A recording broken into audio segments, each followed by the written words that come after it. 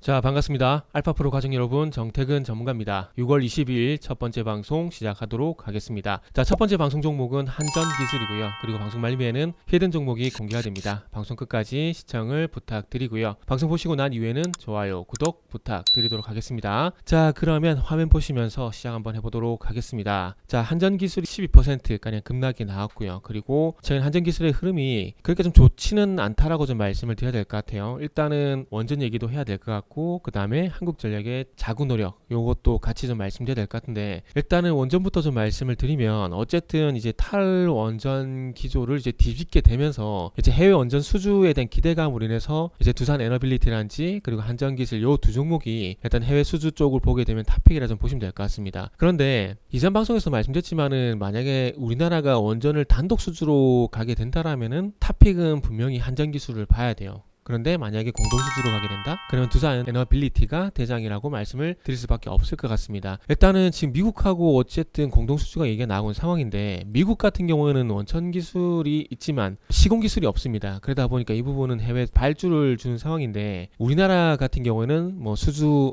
설계 기술도 있지만 또 중요한 건 시공 기술이 아시겠지만 상당히 뛰어납니다. 그러다 보니까 만약에 공동수주로 가게 된다라면은 미국이 설계를 하게 되고 시공은 우리나라가 맡을 가능성이 상당히 높아지게 되는 거죠. 최근에 웨스팅하우스가 한국을 방문하는 것도 어찌 보면은 이 공동수주로 갈 가능성이 상당히 높게 되고, 그럼 공동수주로 가게 되면은 설계 쪽은 미국 쪽을 줄 수밖에 없는 상황입니다. 지금 APR 1400 원자력 기술 같은 경우도 아시다시피 이게 웨스팅하우스가 라이센스를 주장하고 있는 상황이기 때문에 단독으로 가던 뭐 공동으로 가던 이 웨스팅하우스가 안 낄 수는 없을 것 같아요. 근데 지금 어쨌든 웨스팅하우스가 우리나라에 방문을 했다라는 것들은 어찌 보면 공동 수주로 갈 가능성이 상당히 높기 때문에 한전 기술이 상대적으로 소외가 될 수밖에 없을 것 같아요. 그러면은 이 원자력에 들어간 어떤 단조 설비를 가지고 있는 두산중공업을 포함한 시공이란지 부품 납품 쪽을 볼 수밖에 없는 상황일 것 같습니다. 그래서 1차적으로 한전기술은 그런 연유 때문에 작년 11월 이후에 좀 주가가 흘러내리고 있는 상황이고요. 그리고 어제 또 보시면 아시겠지만 한국전력을 다뤘었죠. 한국전력 같은 경우에 전기요금 인상을 요구했지만은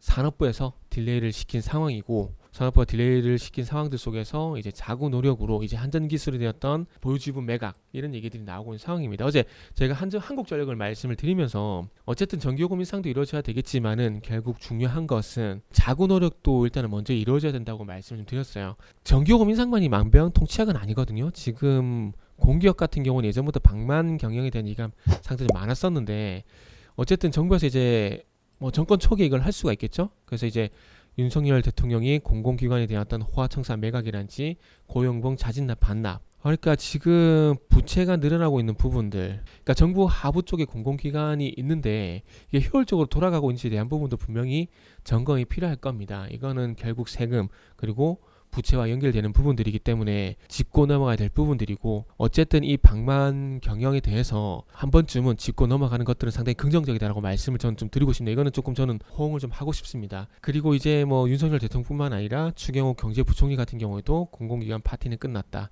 혁신 반영에 대해서 얘기를 한 상황이고, 그리고 가장 큰 문제는 부채겠죠. 지난 정권에서 29개 기관이 발생이 됐고 거기 인력이 11만 명이 증가했는데, 중요한 건 부채가 84조원이 늘어났습니다. 이게 계속 유지를 하게 되면은 부채가 줄어들지는 않겠죠. 그래서 그런 측면에서 보게 된다라면 어제 한국전력에서 말씀을 드린 것처럼 당근과 채찍이 동반이 돼야 되는데, 일단 채찍을 먼저 드려야 될 것 같습니다. 일단 어쨌든 원자재 가격이 올라간 부분에 대해서는 불가피하지만, 그럼에도 불구하고 이제 방만 경영이 진행되고 있는 부분에 대해서는 조금은 개선 작업이 필요하다 생각이 들고요. 이런 개선 작업이 끝나고 난 이후에 어쨌든 전기요금 인상이 진행이 되게 된다라면은 한국전력은 환골 탈퇴를 하지 않을까라는 말씀 드리고 싶고, 어떤 이런 자구 노력 차원에서 이제 자회사인 한전기술의 지분 매각에 대한 얘기도 나오고 있는 상황인데, 어쨌든 564만 주, 그러니까 14.7%의 지분을 현재 매각을 할 예정인데, 매각을 하게 되면은 4천억 정도 이때도 자금이 유동성이 확보가 되기 때문에 일단 이런 부분도 좀 진행이 될 것 같습니다. 1분기에만 현재 7조 7천억 정도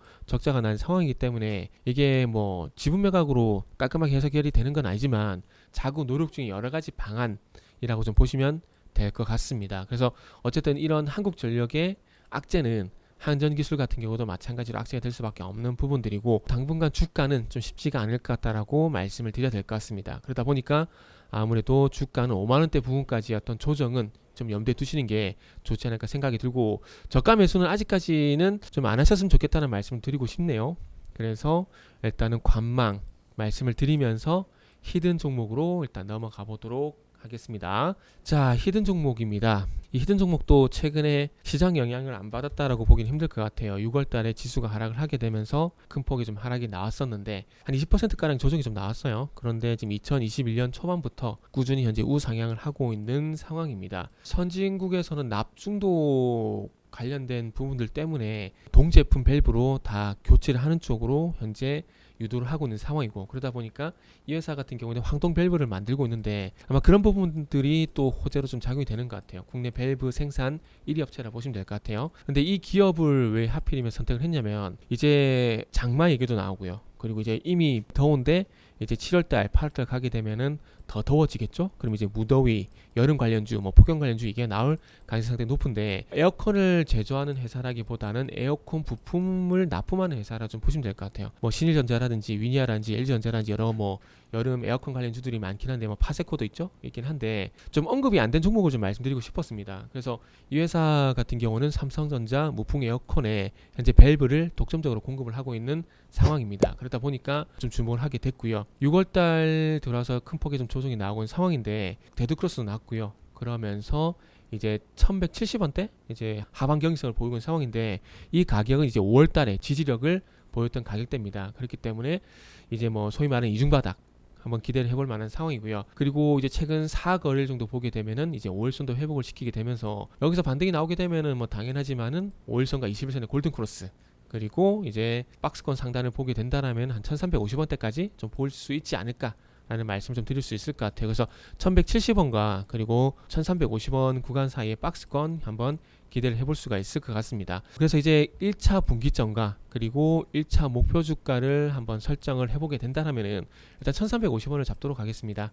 여름 수혜주로서 한번 꼽아봤는데, 이 종목이 궁금하신 분들은 알파프로 홈페이지를 방문해 주시길 바랍니다.